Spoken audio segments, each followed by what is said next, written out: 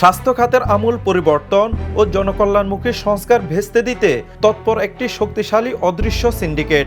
একদিকে স্বাস্থ্য ও পরিবার কল্যাণ মন্ত্রী সরদার সাখাওয়াত হোসেন এবং প্রতিমন্ত্রী ডক্টর মোহিতের নেতৃত্বে চলছে দুর্নীতিমুক্ত স্বাস্থ্য ব্যবস্থা গড়ার জোরালো প্রয়াস। অন্যদিকে সচিব মোহাম্মদ কামরুজ্জামান চৌধুরীর প্রশাসনিক স্বেচ্ছাচারিতায় ভেস্তে যেতে বসেছে সেই গণমুখী উদ্যোগ। দায়িত্ব গ্রহণের পর থেকে সাধারণ মানুষের স্বাস্থ্যসেবা সুনিশ্চিত করতে নিরলসভাবে কাজ করছেন স্বাস্থ্যমন্ত্রী। নিয়মিত হাসপাতাল পরিদর্শন, সেবার মান তদারকি এবং দুর্নীতির বিরুদ্ধে গ্রহণ করেছেন কঠোর জিরো টলারেন্স নীতি। একজন ডাক্তার অসম্মানী হোক এটা কোনোদিন চাই না, কিন্তু আপনি তো ডাক্তার জাতির একটা কলম। নিগৃহীত ও বঞ্চিত চিকিৎসকদের ন্যায্য অধিকার ফিরিয়ে দেওয়া থেকে শুরু করে স্বাস্থ্যসেবা জনগণের দোরগোড়ায় পৌঁছে দিতে তার সৎ ও বস্তুনিষ্ঠ চেষ্টা আজ সর্বজন বিদিত।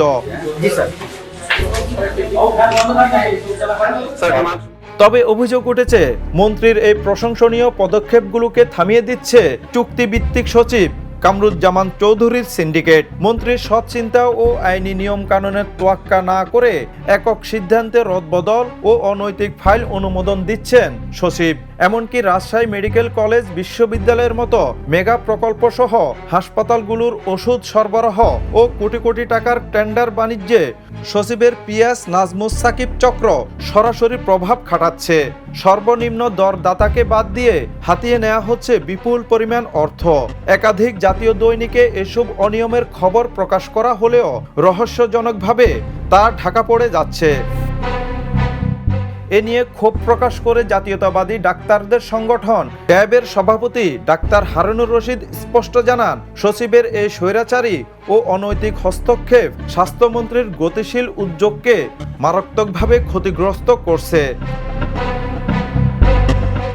স্বাস্থ্য খাতের কাঙ্ক্ষিত পরিবর্তন নিশ্চিত করতে এবং জনমনে সরকারের আস্থা টিকিয়ে রাখতে এই সিন্ডিকেট ভেঙে ফেলা এখন সময়ের দাবি।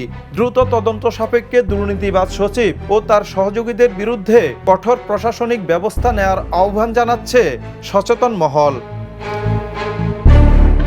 ইসমাইল বাবু, দা নিউজ।